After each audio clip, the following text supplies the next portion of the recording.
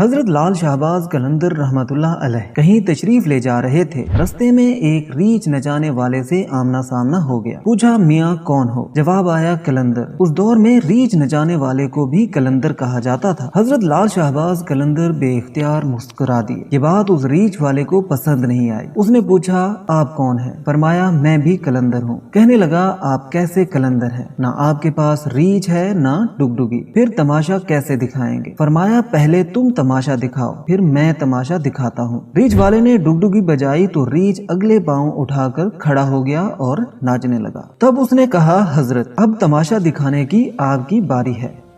حضرت لال شہباز قلندر رحمت اللہ علیہ درخت کی دو ٹہنیوں پر کھڑے ہو گئے اور فرمایا نیچے سے گزر جاؤ، مگر یاد رکھو آگے ہی جانا، واپس مڑ کر کبھی مت آنا۔ جیسے ہی وہ نیچے سے گزرا ماحول ہی بدل گیا، نہ وہ سورج کی گرمی رہی نہ ہی کوئی گرد و غبار۔ جہاں تک نظر جائے خوبصورت پہاڑ اور سرسبز و شاداب وادیاں ہی نظر آئیں، نہ موسم گرم نہ ٹھنڈا۔ وہ ابھی اسی شش و پنج میں تھا ہی کہ اچانک دیکھتا ہے کہ سپاہیوں کا ایک عظیم لشکر گھوڑوں پر سوار تیزی سے اس کی طرف بڑھ رہا ہے۔ وہ گھبرا گیا اور سوچنے لگا آج تو جان گئی۔ پاس پہنچ کر لشکر کا سپہ سالار آگے بڑھا اور اس سے پہلے وہ کچھ کہتا سپہ سالار گھوڑے سے اترا، تعظیماً سر جھکایا اور بولا بادشاہ سلامت، آپ کہاں غائب ہو گئے تھے؟ آپ کی سلطنت آپ کا انتظار کر رہی ہے اور ملکہ عالیہ کا رو رو کے برا حال ہے۔ اب وہ حیران پریشان شاہی سواری پر سوار ہو کر لشکر کے ساتھ چل دیا۔ جب محل پہنچا تو عظیم الشان عمارت دیکھ کر حیران رہ گیا۔ وہ اندر داخل ہوا تو خوبصورت ملکہ گلا شکوہ کرتی لپٹ گئی اور شکوہ کے نہ ہوئی کہ آپ بنا بتائے کہاں چلے گئے تھے۔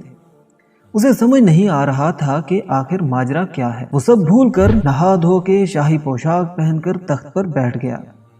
پھر سالہ سال گزر گئے۔ اللہ تعالیٰ نے اسے اولاد سے نوازا، یہاں تک کہ اس کے بچے جوان ہو گئے۔ وقت کے ساتھ اس قلندر پہ بڑھاپا آ گیا، جسم سے جان، منہ سے ذائقہ چلا گیا۔ ایک دن اپنی سلطنت میں دربار کے کنارے بیٹھے، خیال آیا کہ آخر ہوا کیا تھا۔ اسی جستجو میں وہیں پہنچا جہاں پر حضرت سے ملاقات ہوئی تھی۔ دیکھا وہ درخت کی ٹہنیاں اب بھی موجود ہیں۔ کچھ سوچ کر انہی ٹہنیوں کے بیچ سے گزرا، تب ماحول ہی بدل گیا۔ وہی وقت وہی مقام، اس کا ریچھ بیٹھا ہے اور ڈگڈگی ساتھ پڑی ہے۔ وہی گرمی وہی گرد و غبار، ہر طرف تیز دھوپ۔ پیچھے دیکھا تو حضرت لال شہباز قلندر سرکار کھڑے ہیں۔ اس کی حالت غیر ہو گئی۔ بولا جناب میری سلطنت، میری ملکہ، میرے شہزادے سب کہاں ہیں؟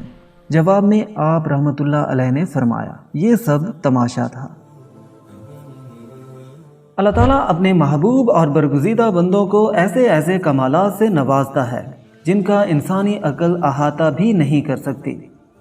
اللہ تعالیٰ سے دعا ہے کہ اللہ تعالیٰ ہمیں اپنے بزرگان دین کی عزت و تکریم کرنے اور ان کے نقش قدم پر چلنے کی توفیق عطا فرمائے۔ اگر آپ کو یہ ویڈیو پسند آئی ہے تو ویڈیو کو لائک کر دیں اور چینل کو سبسکرائب کر دیں۔ ملتے ہیں ایک نئی ویڈیو کے ساتھ، تب تک کے لیے اللہ حافظ۔